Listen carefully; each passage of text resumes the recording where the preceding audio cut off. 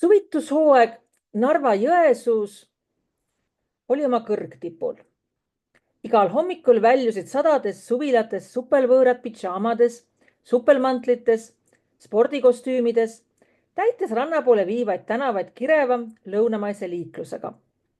Avaral liivarannikul kihas ennelunat elu nagu mesilas. Tuhandeti lebas inimesi tulipalaval liival, sulistas Soome lahe karastavas kaldavees, mängis palli, hullas. Rannakohviku terashallidel rõdudel ja klaasseinalises siseruumis, kus mängis valitud džässorkester, paukusid karastavate jookide pudelikorgid. Klõbisesid dominokivid.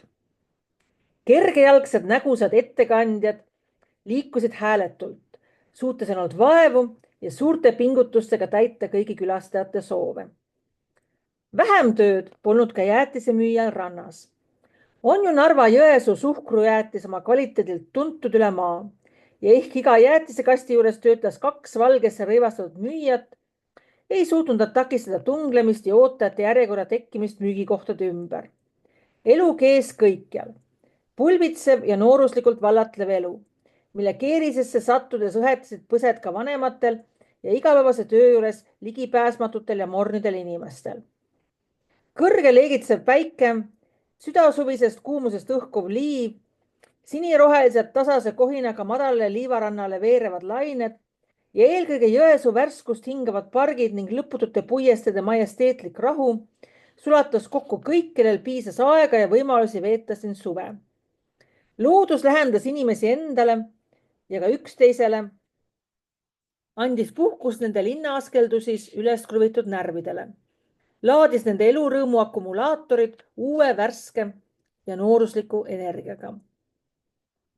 Endel Saarpuu jalutas aeglasil sammel Piki randa. Ta oli juba toibunud sellest kirevusest, sellest 1000-värvilisest kihavast mosaiikpildist, mida pakkus inimestest tihedasti täiskiilutud rand ja mis varjulisest pargist esmakordselt mereranda sattujal pea kergesti pööritama paneb. On ju nii, et kui inimene on olnud pika aja igapäevases elus, igapäevaste askelduste juures, harjub ta kombeks võetud rõivastusega nii, et kerge rannakostüüm talle peaaegu alastusena tundub.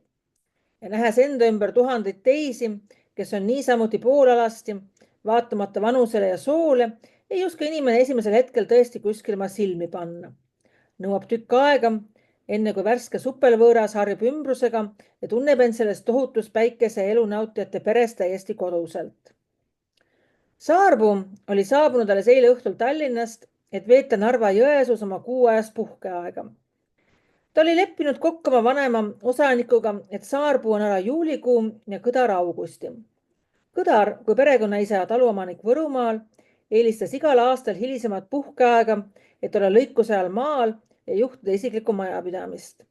Sageli jäid ära poole septembrini teades, et elektritarbete firmad Kõdar ja Saarpuu juhib noorem osanik samasuguse oskuse ja eduga kui ta isegi. Kõrgekasvuline, oma 30 eluaastaga parimas meheeas olev insener võttis endale korteri pensioni Veronika, mis asetses avaras piinlikult korras peetud pargis ja oli ümberringi kasvanud tappudesse, mis katsid majaseinu kui roheline rüüm. Nüüd oma esimesel suvituspäeval jalutas ta mererannal. Sale, energilise sportlasnäoga ja arenenud lihastega, rõivastatud valgetesse rannapükstesse ja sama värvi varrukatele spordisärki.